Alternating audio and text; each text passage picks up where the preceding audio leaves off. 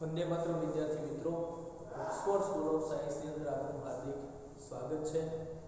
હવે ગયા લેક્ચરની અંદર આપણે 14.2 અને 14.3 જોયું હતું। હવે આજે 14.4 ની અંદર સૌથી પહેલો એનો ટોપિક છે પ્રેરણ। તો કે પ્રેરણ કહેવાય કોને? તો કે પ્રેરણની અંદર કે જે વિધાનને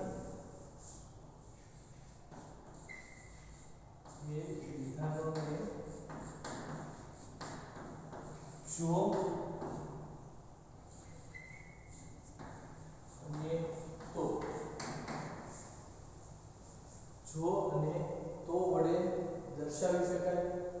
એટલે જો પછી આ રીતે વાક્ય હોય અને બીજું વાક્ય અને તો પછી પણ વાક્ય હોય, આવી રીતે વિધાનોને જો અને તો વડે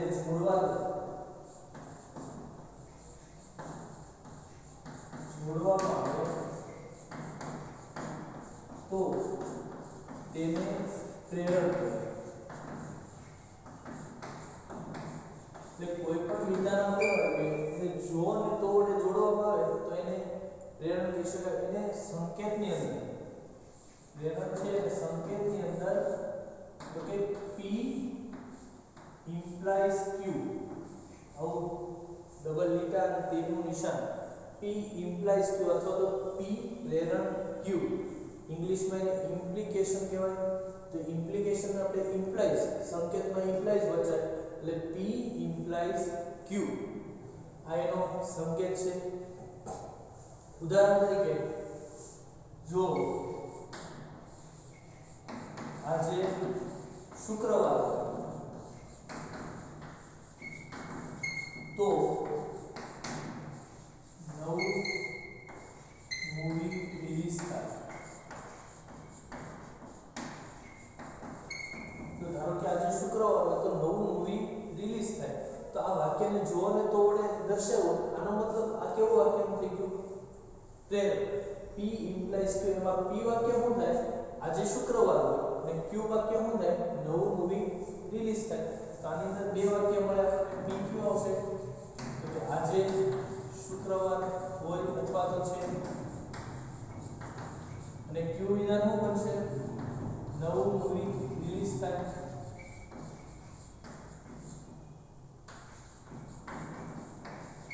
તો આને પ્રેરણ કહેવાય। જો આજે શુક્રવાર હોય તો નવું મૂવી રિલીઝ થાય, તો બે વાક્ય છે એટલે જો અને તો વડે દર્શાવી દીધા। અથવા તો તમને એવો પણ પ્રશ્ન પૂછે આ બે વાક્ય છે એટલે જો અને તો વડે દર્શાવો, તો આવી રીતે જો આજે શુક્રવાર હોય તો નવું મૂવી રિલીઝ થાય। એટલે આનો મતલબ કે આ પ્રેરણ કહેવાય। હવે P implies Q ને વિવિધ પાઠ સ્વરૂપે લખી શકાય।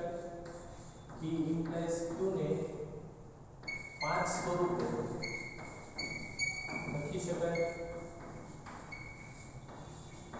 એટલે કોઈ પણ વિધાન આપેલું હોય એને તમને એમ કીધું હોય કે પાંચ સ્વરૂપે આને અલગ અલગ પ્રકારે લખવાના છે, તો પાંચ સ્વરૂપે તમારે લખવાના થાય તો એ પાંચ સ્વરૂપ ક્યાં ક્યાં આવશે? તો કે એની અંદર તો પેલા P અને Q વાક્ય તો તમારી પાસે જ હોય। એમાં પહેલું છે જો P તો Q, ફક્ત તમારે અહીંયા વાક્ય P મૂકી દેવાનું, અહીંયા વાક્ય Q મૂકી દેવાનું છે, Q મૂકી દેવાનું, બીજું કાંઈ આની અંદર કરવાનું નથી। એટલે બે વાક્ય આનું જ વાક્ય છે એને પાંચ અલગ અલગ રીતે લખવાનું। તો પહેલી રીત તો છે જો આજે શુક્રવાર હોય તો નવું મૂવી રિલીઝ થાય, એટલે આ પહેલી રીત થઈ ગઈ। હવે બીજી રીત છે Q જો P, બીજી રીત છે Q જો P। તો આ રીતે તમારે લખવું હોય તો Q એટલે શું થાય? નવું મૂવી રિલીઝ થાય જો આજે શુક્રવાર હોય। તો આમાં આના પ્રમાણે આ વાક્ય બનાવો, જો નવું મૂવી રિલીઝ થાય પેલા Q વિધાન, નવું મૂવી રિલીઝ થાય જો આજે શુક્રવાર હોય, એટલે આ બીજી રીત થઈ। પછી ત્રીજી રીતે તમે લખવું હોય તો આવી રીતે પણ લખી શકાય, માત્ર P તો જ Q, માત્ર P તો જ Q, અથવા માત્ર P જો પદ કાઢી નાખો તો જો લખી નાખો તો પણ ચાલે। માત્ર પી જો ક્યુ તો એમાં લખી શકાય માત્ર પી એટલે માત્ર આજે શુક્રવાર હોય જો નવું મૂવી રિલીઝ થયું હશે જો માત્ર આજે શુક્રવાર હોય તો જો નવું મૂવી રિલીઝ થયું હશે એટલે આ ત્રીજી રીત છે દર્શાવવાની ચોથી રીત છે પી એ ક્યુ માટે પર્યાપ્ત શરત છે ચોથી રીત છે પી એ ક્યુ માટે પર્યાપ્ત શરત છે તો આને લખવું હોય તો હું લખી શકાય પી એટલે આજે શુક્રવાર હોય એ નવું મૂવી રિલીઝ કરવા માટે પર્યાપ્ત શરત છે એટલે આને તમારે આ વાક્યને આવી રીતે લખવું હોય એટલે પહેલા પી વાક્ય લખવાનું આજે શુક્રવાર હોય એ નવું મૂવી રિલીઝ થવા માટે પર્યાપ્ત શરત છે એને આવી રીતે પણ લખી શકાય એટલે પાંચે પાંચ રીતે તમારે આ જે વાક્ય આપેલું છે એને પાંચે પાંચ રીતે તમારે તો લખવાનું છે એટલે એ વાક્ય પાંચે પાંચ રીતે લખી નાખજો અને પાંચમી રીત છે ક્યુ એ પી માટે આવશ્યક શરત છે એટલે જરૂરી છે એમ પણ લખી શકાય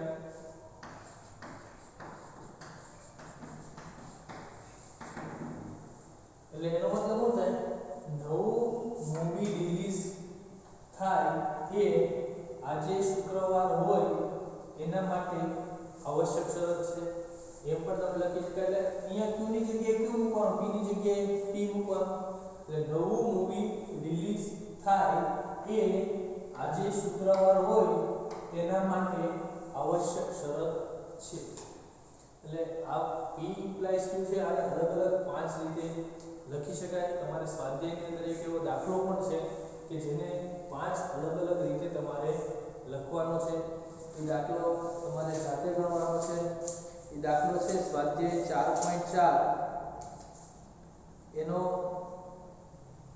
4.4 છે અંદર એમાં 4.4 નો પહેલો દાખલો છે જો કોઈ પ્રાકૃતિક સંખ્યા યુગ્મ સંખ્યા હોય તો તેનો વર્ગ પણ અયુગ્મ છે એટલે એ તમારે પાંચ રીતે આવી રીતે પેલા બે વાક્ય અલગ અલગ પાડવાના પી અને ક્યુ આવી રીતે પાંચ અલગ અલગ રીતે લખવાના સ્વાધ્યાય 14.4 છે એનો પહેલો દાખલો છે 14.4 નો પહેલો દાખલો છે એ તમારે આ પાંચ અલગ અલગ રીતે તમારે લખવાનો છે પેલા બે વાક્ય અલગ અલગ પાડી દેવાના પછી આની અંદર બે વાક્ય ફિટ જ કરી દેવાના છે તમારે બીજું કઈ નવું આની અંદર કરવાનું નથી પી ની જગ્યાએ પી ક્યુ ની જગ્યાએ ક્યુ બાકીના બધા શબ્દો એમનો રાખવાના છે છેલ્લા શબ્દો કદાચ ફેરવવાના થાય તો ફેરવી નાખવાના ધારો કે આ પાંચમું છે નવું મૂવી રિલીઝ થાય અથવા તો થવા માટે એ આજે શુક્રવાર હોય તેના માટે આવશ્યક શરત છે એટલે થોડા ઘણા શબ્દો ફેરફાર કરવા પડે તો ફેરફાર કરવાના એટલે 14.4 નો જે પહેલો દાખલો છે એ તમારે શું કરવાનું છે જાતે ગણવાનો છે એટલે બહુ વ્યવસ્થિત ગણવાનો છે 14.4 નો પહેલો દાખલો પછીનો ટોપિક છે તમારે કે આ પ્રેરણ થઈ ગયું પછી છે સમાનાર્થી પ્રેરણ આ વાક્ય આપણે લેવા દઈએ જો આજે શુક્રવાર હોય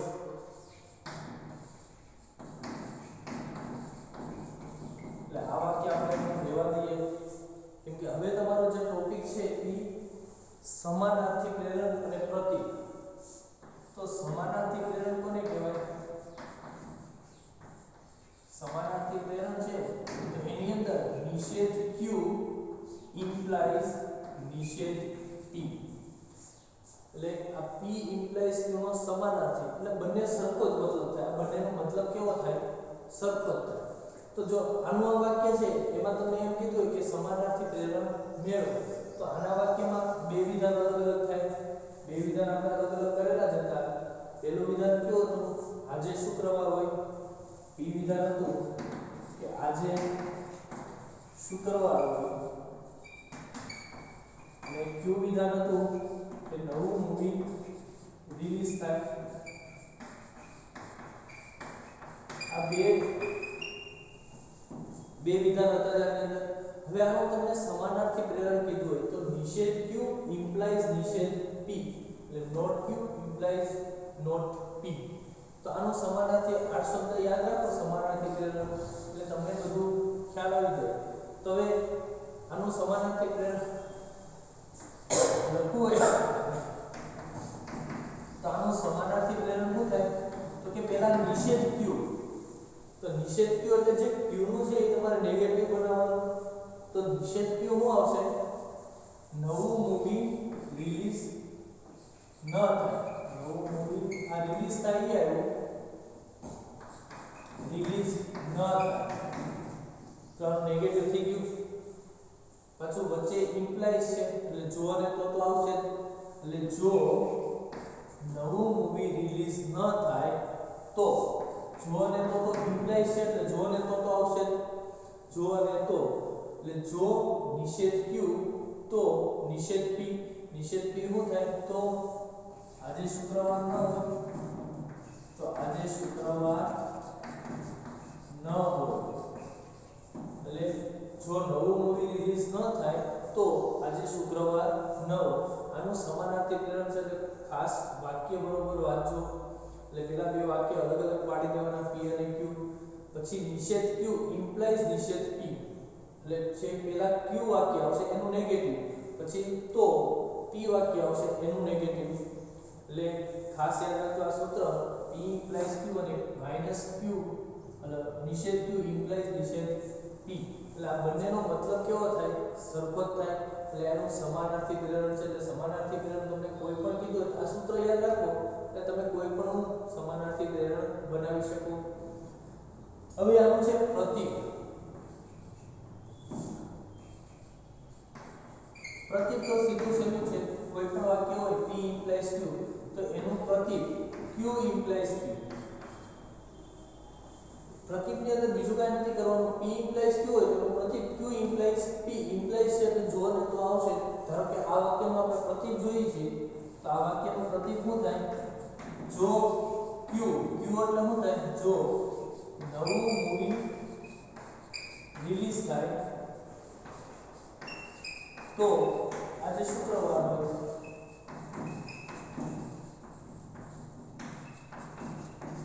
તો સમાનાર્થી પ્રેરણ અને પ્રતીકમાં કોઈ ફેર નથી, પણ આમાં બંનેનું નેગેટિવ આવે, આમાં જે વાક્ય છે ઇન્ડિવિજ આવે. એટલે ખાસ ધ્યાન રાખજો પ્રતીક અને સમાનાર્થી પ્રેરણ. એટલે આ એક પ્રતીક થઈ ગયું, કોઈ પણ પ્રેરણ વાળું વાક્ય આપેલું હોય P ઇમ્પ્લાઇઝ Q જો તો વાળું, તો એનું પ્રતીક Q ઇમ્પ્લાઇઝ P અને આ એનું સમાનાર્થી પ્રેરણ. એટલે આ બે વસ્તુ તમારે ખાસ યાદ રાખવાની છે, પ્રતીક અને સમાનાર્થી પ્રેરણ. પછી તમારે આવે છે ટોપિક દ્વિપ્રેરણ. હજી તમારે એક બે તમને મુદ્દા કહી દઉં કે પ્રતીક અને પ્રતીકના થોડાક સૂત્રો છે. P ઇમ્પ્લાઇઝ Q છે ને, આ ખાસ યાદ રાખજો, તમારે એક્ઝામ ની અંદર ખાસ કામ આવશે.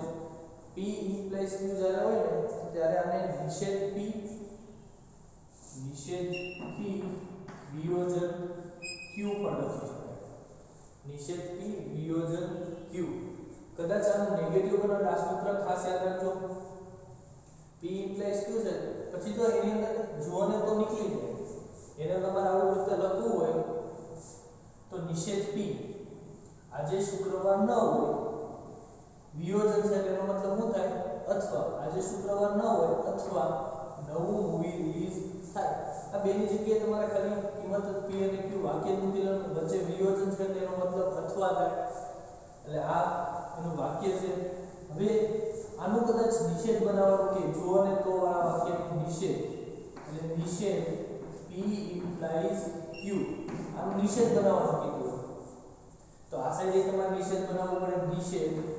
નિષેધ P વિયોજન Q. તો આનું શું થાય? નિષેધ ભેગા થાય તો શું થાય? તો કે P, પછી વિયોજન હોય તો વિયોજનમાં શું થાય? સંયોજન, પછી નિષેધ Q. એટલે આનું તમારે નિષેધ બનાવવાનું હોય તો આનું ઉદાહરણ તરીકે આ વાક્ય આપેલું છે, જો અને તો વાળું છે. આનું નિષેધ બનાવવું છે તો આ વાક્યનો નિષેધ શું થાય તો કે પી પહેલા એમ ન જો આમાં જો અને તો નથી ઇમ્પ્લાઇઝ હોય તો જો અને તો પી એટલે શું થાય આજે શુક્રવાર હોય વચ્ચે સંયોજન એટલે અને આજે શુક્રવાર હોય અને નવું મૂવી રિલીઝ ન થાય થાય ની બદલે શું આવશે ન થાય એટલે આ બે સૂત્રો છે ખાસ યાદ રાખજો P implies Q અને આવી રીતે પણ લખી શકાય નિષેધ P વિયોજન Q જો કે આ ટેક્સ્ટ બુક ની અંદર નથી પણ તમારે જીની એક્ઝામ આપો ત્યારે એની અંદર આવા સૂત્રોની ખાસ તમારે જરૂર પડશે આ સૂત્રો છે પછી એનું જે સત્યાપિતા કોષ્ટક છે એની પણ તમારે જરૂર પડશે એટલે એ પણ ખાસ યાદ રાખજો આટલું લખી નાખો પછી આપણે વિપ્રેરણ જોઈએ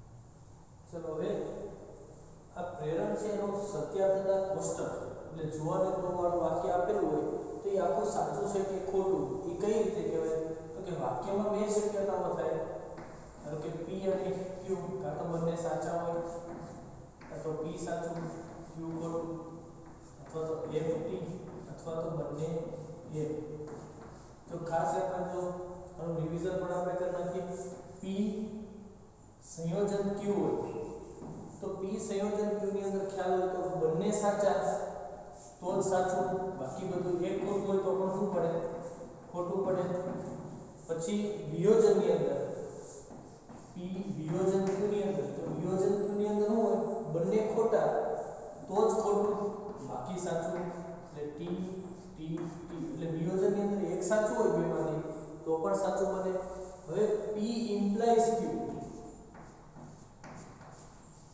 તો P implies Q ની અંદર શું આવશે તો કે P implies Q ની અંદર બીજું ખોટું તો જ ખોટું તો આ ખાસ ધ્યાન રાખજો P implies Q ની અંદર બીજું ખોટું તો જ ખોટું તો આ બે સાચું તો પહેલું પાછું સાચું હોવું જોઈએ પહેલું સાચું અને બીજું ખોટું તો જ ખોટું બાકી બધું સાચું બે ખોટા હોય તોય સાચું કહેવાય બંને ખોટા હોય તોય સાચું એટલે બીજું ખોટું હોય અને પહેલું સાચું હોય તો જ તમારે આ ખોટું આવશે બાકી બધામાં સાચું T T ને T આ ખાસ યાદ રાખજો બીજું ખોટું હોય અને પહેલું સાચું હોય તો જ ખોટું બાકી બધામાં સાચું અને ખાસ P implies Q માટે ધ્યાન રાખજો બીજું ખોટું હોય એટલે પહેલું સાચું હોય તો જ ખોટું આવશે એટલે P implies Q હતું એટલે આ એનો સત્યાપિતા કોષ્ટક છે એટલે કોઈ પણ વિધાન આપેલું હોય એમાં P જોવાનું Q જોવાનું તો P ને તો આપણે સત્ય સ્વીકારી લેવાનું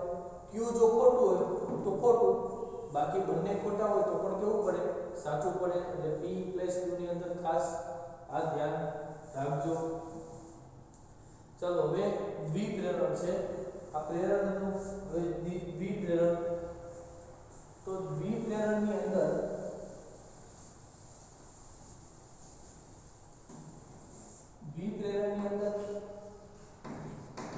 તો કે કોઈ પણ બે વાક્ય P અને Q માટે બે વાક્ય આપેલા હોય વિધાન P અને Q માટે આવી રીતે લખી શકાય માટે જો P તો અને તો જ Q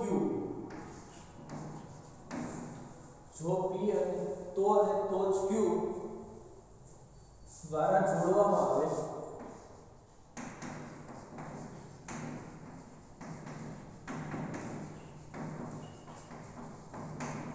તો તેને દ્વિપ્રેરણ કહેવાય એટલે કોઈ પણ વાક્ય હોય જો P તો અને તો જ Q દ્વારા જોડવામાં આવે ને તો આને દ્વિપ્રેરણ કહેવાય ઉદાહરણ તરીકે ચતુષ્કોણના અંતઃકોણનો સરવાળો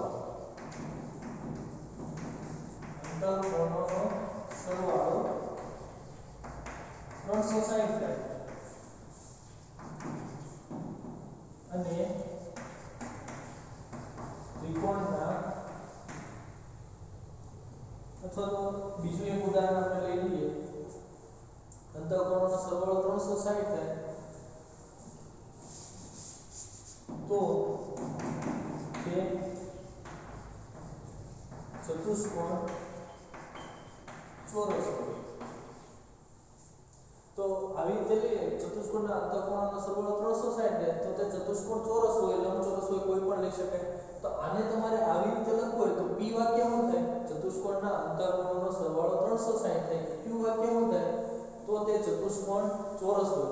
તો આને આવી રીતે લખવું હોય તો આવી રીતે લખી શકાય, જો p એટલે p એટલે પહેલું વિધાન, જો ચતુષ્કોણના અંતઃકોણનો સરવાળો 360 થાય તો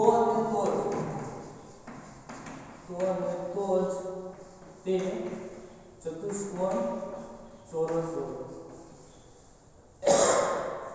એટલે વિધાન સત્ય હોય કે અસત્ય એ આપણે નથી જોવાનું. કોઈ પણ બે વિધાન આપેલા એને જો p તો અને તો જ p વડે દર્શાવાય તો આને વિપ્રેરક કહેવાય. અને સંકેતની અંદર વિપ્રેરક છે અને સંકેતની અંદર p ડબલ ઇમ્પ્લાઇઝ q વડે દર્શાવાય.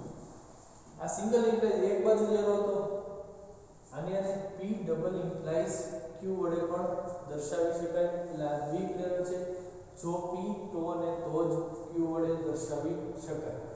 હવે આની અંદર હવે આગળની થિયરીમાં એક અનિષ્ટાપતિની રીત છે, પ્રત્યેક રીત છે, સામાન્યથી પ્રેરણની રીત છે, પણ એ એક્ઝામની અંદર કોઈ દિવસ પૂછાતી નથી. એટલે સ્વાધ્યાય 14.5 જે છે એ આપણે ગણવાનું નથી, કે અનિષ્ટાપતિની રીત છે, અનિષ્ટાપતિની રીત છે, એક પ્રત્યક્ષ રીત છે, પછી સમાનાર્થી પ્રેરણની રીત છે. આનાથી તમારે વિધાન સત્ય અસત્ય સાબિત કરવાના છે બધા. તો એને આની અંદરની સાબિતી કોઈ દિવસ પૂછાતી નથી. એટલે 14.5 અને સ્વાધ્યાયની અંદર પણ એક છેલ્લો એક દાખલો છે એ આપણે ગણવાનો નથી. એટલે આપણે અત્યારે 14.5 અને સ્વાધ્યાય 14 બે જોવાના છે. અનિષ્ટાપતિની રીત તો ખોટું ધારે ખોટું સાબિત કરવાની છે, એ પણ જરૂરી નથી. આ વસ્તુની તમારે ક્યાં પણ જરૂર પડશે નહીં, એક્ઝામની અંદર પણ નહીં, કેમ કે આ ભણાવી તો દઈએ પણ ખોટો ઉપયોગ વગરનું છે બધું. અનિષ્ટાપતિની પ્રત્યક્ષિત અને સમાનાર્થી પ્રેરણની આ 3-4 દાખલા છે આની અંદર, પણ એ કોઈ જરૂરી નથી. એની અંદર એક જરૂરી છે પ્રતિ ઉદાહરણની રીત.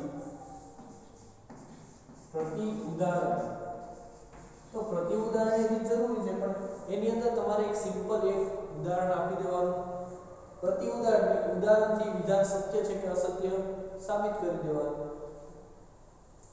તો પ્રતિ ઉદાહરણની રીતથી સાબિત કરો. ધારો કે એક વિધાન આપેલું હોય, યુગ્મ સંખ્યાનો વર્ગ યુગ્મ છે, તો એક વિધાન છે, તો એક ઉદાહરણ આપવાનું પ્રતિ ઉદાહરણની રીતે.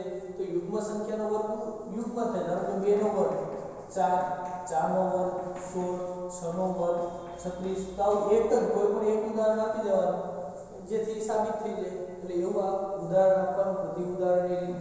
આ ત્રણની રીતની આપણે કોઈ જરૂર છે નહીં. એટલે હવે સ્વાધ્યાય 14.4 અને સ્વાધ્યાય 6 ની અંદરના અમુક દાખલા ગણવાના છે આપણે. બાકી આ ત્રણ રીત 14.5 છે એ આખું સાબિત કરવાનું છે, કે જે આની અંદર કોઈ દિવસ સાબિત કરવાના દાખલા પૂછાતા નથી. અને પ્રતિ ઉદાહરણ એક પૂછાય છે એવું એક તમારે સિમ્પલ ઉદાહરણ તમારે આપી દેવાનું. ચાલો હવે 14.4 જોઈએ આપણે. 14.4 નો જે પહેલો દાખલો છે એ તમને શરૂઆતમાં કીધું તો p ઇમ્પ્લાઇઝ q, એને 5 અલગ અલગ રીતે તમારે દર્શાવવાનું છે. એ પણ તમને આવડે છે 5 કઈ રીતે. પહેલા તો બે વિધાન અલગ પાડવાના p અને q, પછી 5 રીત તમને જે ગણાવી હતી એમાં p અને q ની જગ્યાએ બંને વાક્ય તમારે મૂકી દેવાના છે. p અને q ની જગ્યાએ એટલે 5 વિધાન તમારા સાબિત થઈ જાય. પછી જે બીજો દાખલો છે એની અંદર એક પેલો એક જ ગણાવું છું, બાકી જે બીજા 4 છે એ તમારે જાતે ગણવાના છે. એની અંદર તમારે લખવાનું છે સમાનાર્થી પ્રેરણ. સ્વાધ્યાય 14.4 એની અંદર બીજાનો પેલો એક જ ગણાવું છું, બાકી જે 4 છે તમારે જાતે ગણવાના છે. એકમાં ધ્યાન રાખો એટલે ચારે ચાર તમને આવડી જાય. એની અંદર પહેલો છે સમાનાર્થી પ્રેરણ ગોતવાનું છે અને એનું પ્રતીક લખવાનું છે. બે વસ્તુ તમારે આની અંદર ગોતવાની છે. તો હવે પહેલો દાખલો છે, જો x એ અવિભાજ્ય સંખ્યા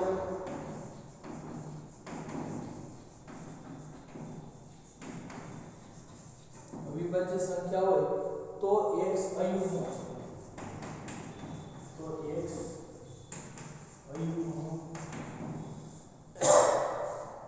તો હવે આની અંદર જો x એ અવિભાજ્ય સંખ્યા હોય તો x અયુગ્મ છે.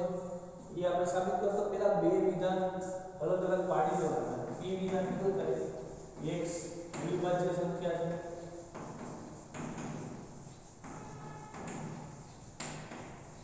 બીજું વિધાન શું થાય? કયું વિધાન? x અયુગ્મ છે.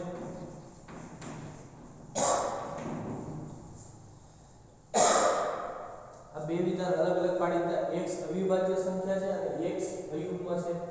તો હવે આપણે પેલું સમાનાર્થી પ્રેરણ. તો સમાનાર્થી પ્રેરણમાં તમારે શું યાદ રાખવાનું હતું કે સમાનાર્થી આ વાક્ય કયા પ્રકારનું છે? જો તો એટલે આ વાક્ય છે એ p ઇમ્પ્લાઇઝ q પ્રકારનું વાક્ય. આ વાક્ય કયા પ્રકારનું છે? જો અને તો છે એટલે p ઇમ્પ્લાઇઝ q પ્રકારનું છે. તો આનું સમાનાર્થી પ્રેરણ તો તમને આ સૂત્ર યાદ આવવું જોઈએ. નિષેધ q ઇમ્પ્લાઇઝ નિષેધ p. તો હવે ઇમ્પ્લાઇઝ છે એટલે જો અને તો આવશે. તો આનું સમાનાર્થી પ્રેરણ લખો તો શું થાય? જો નિષેધ q એટલે આનો નિષેધ બનાવવાનો. જો x અયુગ્મ છે તો એ બદલે શું આવશે? નથી અથવા તો ન હોય તો નિષેધ p. તો x અવિભાજ્ય સંખ્યા નથી. x અવિભાજ્ય સંખ્યા નથી એટલે જો x અયુગ્મ ન હોય તો x અવિભાજ્ય સંખ્યા નથી. બંનેનું નેગેટિવ. પહેલા નિષેધ q લખવાનું જો ને તો, પછી નિષેધ p લખવાનું. આ એનું સમાનાર્થી પ્રેરણ થઈ ગયું. પછી એનું તમારે પ્રતીક લખવાનું છે. તો પ્રતીક છે તો પ્રતીકમાં શું આવશે? q implies p. ઇમ્પ્લાઇઝ છે એટલે જો ને તો આવશે. જો q નો મતલબ x અયુગ્મ હોય તો x પછી p વિધાન લખી નાખવાનું છે. x અવિભાજ્ય સંખ્યા છે એટલે આ એનું પ્રતીક થઈ ગયું અને આ એનું સમાનાર્થી પ્રેરણ. એટલે બહુ સહેલા દાખલા છે. આ બે વસ્તુ સમાનાર્થી પ્રેરણમાં આ વસ્તુ યાદ રાખવાની, પ્રતીકમાં આ વસ્તુ યાદ રાખો એટલે બધા દાખલા તમારાથી થઈ જાય. પછી સ્વાધ્યાયની અંદર પણ છે. સ્વાધ્યાયની અંદર બીજો દાખલો છે. એક તો સ્વાધ્યાય 14.4 સ્વાધ્યાય 14 ની અંદર બીજો દાખલો છે. એ પણ તમારે સમાનાર્થી પ્રેરણ અને પ્રતીક લખી તમારે ગણવાના છે દાખલા. પછી આના ચારે ચાર દાખલા બીજા બાકી છે એ પણ તમારે જાતે લખવાના છે. પછી ત્રીજો દાખલો છે એની અંદર પણ એક જ ગણાવી, બાકી તમારે ચાર છે એ જાતે ગણવાના. બાકી ત્રણ જ છે, કુલ ચાર છે એ તમારે જાતે ગણવાના છે. ચાલો હવે આની ત્રીજો દાખલો જોઈએ આપણે. એટલે આ ચેપ્ટર બહુ સહેલું ચેપ્ટર છે, આવડેલું ચેપ્ટર છે. ત્રીજો છે, ત્રીજાની અંદર પહેલો તો એની અંદર શું કીધું છે? નીચેના દરેક વિધાનોને જોતો સ્વરૂપમાં લખવાનું છે. તેમાં પહેલું છે તમને નોકરી મળી. એ સૂચવે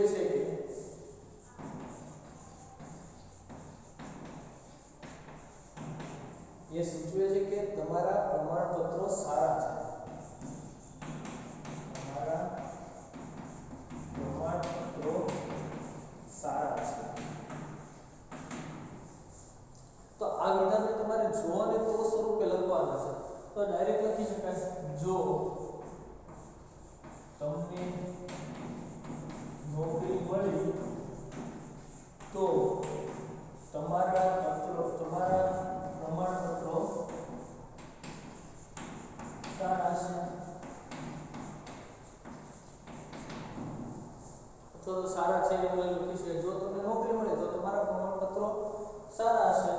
અથવા તો સારા છે એમ પણ લખી શકાય.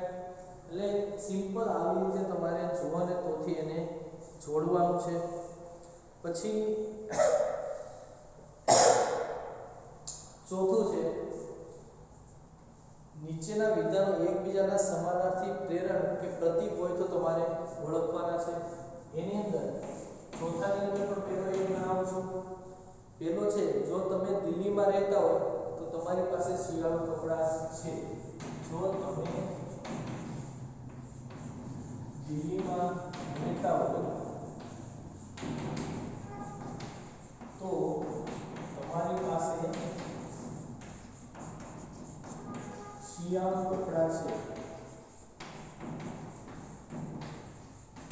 તો એની અંદર તમારે ઓળખવાનું છે. નીચે બે આપેલા છે. આ પહેલું છે જો તમારી પાસે શિયાળુ કપડાં ન હોય, શિયાળુ કપડાં ન હોય તો તમે દિલ્હીમાં રહેતા નથી. તો તમે દિલ્હીમાં રહેતા નથી. તો આનો મતલબ પહેલું વાક્ય શું થાય કે જો તમે દિલ્હીમાં રહેતા હોય. ક્યુ વાક્ય શું થાય તમારી પાસે શિયાળુ કપડાં હોય. આ બે વાક્ય થઈ ગયા. તો હવે અહીંયા હું આપેલું જો તમારી પાસે શિયાળુ કપડાં ન હોય તો અહીંયા આનો મતલબ શું થાય આનું આપેલું છે નિષેધ ક્યુ. જો અને તો છે તો વચ્ચે ઇમ્પ્લાઇઝ આવશે. તો તમે દિલ્હીમાં રહેતા નથી. જો તમે દિલ્હીમાં રહો છો એ પી વિધાન થાય. તો આ વિધાન કયું થાય નિષેધ પી. તો આ જે વાક્ય આપેલું છે એ કયા પ્રકારનું થાય નિષેધ પી ઇમ્પ્લાઇઝ નિષેધ પી. આ કયો આવશે આનો જવાબ શું આવશે સમાનાર્થી પ્રેરક છે. આ શું છે સમાનાર્થી પ્રેરક. એટલે વાક્ય અહીંયા ઓળખવાના. ક્યુ વાક્ય છે નિષેધ છે, આ પી વાક્ય છે નિષેધ. જો અને તો ને વચ્ચે ઇમ્પ્લાઇઝ. તો પી ઇમ્પ્લાઇઝ ક્યુ નું નિષેધ એટલે સમાનાર્થી પ્રેરક માં નિષેધ ક્યુ ઇમ્પ્લાઇઝ નિષેધ પી. તો આ જે વાક્ય છે એનો જવાબ શું આવશે કે આ વાક્ય છે સમાનાર્થી પ્રેરક છે. બીજું છે જો તમારી પાસે શિયાળુ કપડાં હોય તો તમારી પાસે શિયાળુ કપડાં હોય તો તમે દિલ્હીમાં છો. તો તમે દિલ્હીમાં છો અથવા દિલ્હીમાં રહેતા હોય તો આનો મતલબ તમારી પાસે શિયાળુ કપડાં હોય એટલે આ ક્યુ છે. જો અને તો છે તો વચ્ચે ઇમ્પ્લાઇઝ. અને તમે દિલ્હીમાં રહો છો તો એ ક્યુ વાક્ય થયું પી. તો ક્યુ ઇમ્પ્લાઇઝ પી થાય. તો આનો મતલબ આ જે વાક્ય છે એનું શું થાય પ્રતીક. આ જે વાક્ય છે એનું શું થાય પ્રતીક થાય. એટલે આવી રીતે સિમ્પલ તમારે બધા દાખલા ગણવાના છે. એવી જ રીતે સ્વાધ્યાય 14.5 આપણે કંઈ કરવાનું નથી. અને સ્વાધ્યાય 14 ની અંદર જે પહેલો દાખલો છે એ નિષેધ કરવાનો છે. નિષેધ તમને ખ્યાલ જ છે કઈ રીતે નિષેધ કરવો. નિષેધ આ વસ્તુ યાદ રાખજો. પી સંયોજન ક્યુ હોય તો આનું નિષેધ શું થાય. આવા પ્રકારનું વાક્ય હોય પી અને ક્યુ વચ્ચે અને આપેલું હોય તો આનું નિષેધ શું થાય તો કે નિષેધ પી વિયોજનનું સંયોજનનું શું થઈ જાય વિયોજન નિષેધ ક્યુ. અથવા તો અથવા વાળું વાક્ય આપેલું હોય તો આનો નિષેધ શું થાય તો કે નિષેધ પી વિયોજનનું શું થઈ જાય સંયોજન નિષેધ ક્યુ. એટલે અને હોય તો અથવા થઈ જાય અથવા અને બંને વાક્ય કેવા થઈ જાય નેગેટિવ. ટૂંકમાં આ વાક્ય આપેલું હોય એનું તમારે નિષેધ બનાવવાનું હોય. પછી તમારે આવી રીતે એવરી એક્સ અને અહીંયા કોઈ પણ પી વાક્ય આપેલું હોય તો આનું તમારે નેગેટિવ કરવાનું હોય. એટલે આનો મતલબ દરેક. પછી કોઈ પણ વાક્ય આપેલું હોય તો આનું નિષેધ કરવો તો દરેકનું શું થઈ જાય કોઈ એક્સ અને જે વાક્ય છે એ વાક્યનું નિષેધ. એટલે તમને કાલે કીધું તો 18 વર્ષની વ્યક્તિ મતદાન કરી શકે. દરેક 18 વર્ષની વ્યક્તિ મતદાન કરી શકે. તો દરેકનું શું થઈ જાય કોઈ એવી વ્યક્તિ છે જે મતદાન કરી શકે નહીં. મતદાન કરી શકે તો મતદાન કરી શકે નહીં. દરેકનું કોઈ કરવાનું. એવી રીતે કોઈ અસ્તિત્વ ધરાવે છે અને પી આવેલો તો એનું શું કરી નાખવાનું દરેક. આ દરેકનો સંકેત છે દરેક અને નિષેધ p. તો આવી રીતે તમે આ બધા વિધાનોના નિષેધ બનાવી શકો. એટલે સ્વાધ્યાય 14 ની અંદર પણ પહેલો બીજો સમાનાર્થી પ્રેરણનો પ્રતીકનો છે, ત્રીજો છે p અને q સ્વરૂપમાં લખવાનું, જો p તો q એ પણ તમને આવડે. ચોથો છે એ જો p તો અને તો જ q એ પણ તમને આવડે. પછી પાંચમો 6 અને 7 કઈ ગણવાના નથી તમારે. 6 અને 7મો જે છે એ તમારે કઈ ગણવાના નથી, અનિષ્ટાપતિની રીતેથી સાબિત કરવાના છે. હવે પાંચમો એ ગણાઈ દઉં એટલે આની અંદર 14.5 અને સ્વાધ્યાય 14 ના બે દાખલા છે, છઠ્ઠો અને સાતમો એ તમારે ગણવાના નથી. પછી સ્વાધ્યાયની અંદર પાંચમો એક દાખલો છે એ પણ તમને આવડે એવો જ છે. નીચે બે વિધાનો આપેલા છે. પાંચમો છે સ્વાધ્યાય 14 ની અંદર p 25 એ 5 નો ગુણિત છે અને બીજું વિધાન આપેલું છે 25 એ 8 નો ગુણિત છે. તો એની અંદર શું કીધું છે જુઓ તમે, બંને વિધાનોને અને અથવા વડે જોડી સંયુક્ત વિધાન લખો અને બંને પ્રકારના વિધાનોની સંયુક્ત વિધાનોની પ્રત્યાર્થતા ચકાસો. તો હવે આની અંદર પહેલા અને દ્વારા જોડવા માટે વાક્યને, તો અને દ્વારા જોડો તો 25 એ 5 નો ગુણિત છે અને અથવા તો એક સાથે લખવું હોય તો આમ પણ લખી શકાય 25 એ 5 અને 8 નો ગુણિત છે. 25 એ 5 અને 8 નો ગુણિત છે. તો જો વચ્ચે અને આવી ગયું એટલે આ કયા પ્રકારનું વાક્ય થઈ ગયું તો કે p સંયોજન q. તો હવે આની સત્યાર્થતા ચકાસવાની, તો સત્યાર્થતા ચકાસવામાં p વાક્ય કેવું છે? p વાક્ય કેવું છે? 25 એ 5 નો ગુણિત છે તો કે એ સાચું કહેવાય, તો p સાચું છે. q કેવું છે? 25 એ 8 નો ગુણિત છે તો એ ખોટું છે. તો હવે p સંયોજન q વચ્ચે અને છે એટલે સંયોજન. તો સંયોજનની અંદર શું હોય? એક ખોટું હોય તો વિધાન કેવું પડે? ખોટું પડે. તો આ સત્યાર્થતા કોષ્ટક તમને આવડતું હોય તો તમને ખ્યાલ આવી જાય. પછી આને અથવા દ્વારા જોડો. 25 એ 5 અથવા 8 નો ગુણિત છે.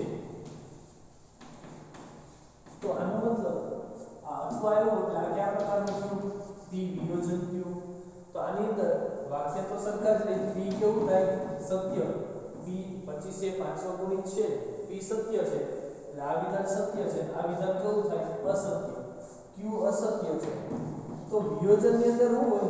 p વિયોજન q એની અંદર શું હોય તો કે કોઈ પણ એક ખોટું હોય એટલે એનો મતલબ શું આવશે? એક. બંને એક સાચું હોય તો એનો મતલબ શું આવશે? t. બંને ખોટા હોય તો જ ખોટું વિયોજનની અંદર. એકાદું ખોટું હોય તો એ સાચું જ આવે. એટલે એક સાચું તો સાચું જ આવે. એટલે વિયોજનની સંયોજનની અંદર યાદ રાખવાનું બંને સાચા તો જ સાચું. આની અંદર બંને ખોટા તો જ ખોટું, બાકી એકાદું સાચું હોય તો સાચું જ આવે. એટલે અને જોડો ત્યારે એ વાક્ય આખું ખોટું થાય. અથવા જોડો તો આખું વાક્ય કેવું થાય? સાચું. તો ટૂંકમાં બે શક્યતા છે, 25 એ 5 અથવા 8 બેમાંથી એકનો ગુણિત તો હોય જ. ચલો હવે આપણે અહીંયા આ ચેપ્ટર અહીંયા પૂર્ણ કરીએ છીએ. સમાનાર્થી પ્રેરણ, પ્રતીક, પછી દ્વિપ્રેરક, આ બધા જેટલા હોમવર્કમાં દાખલા આપેલા છે વ્યવસ્થિત ગણજો. અસ્તુ.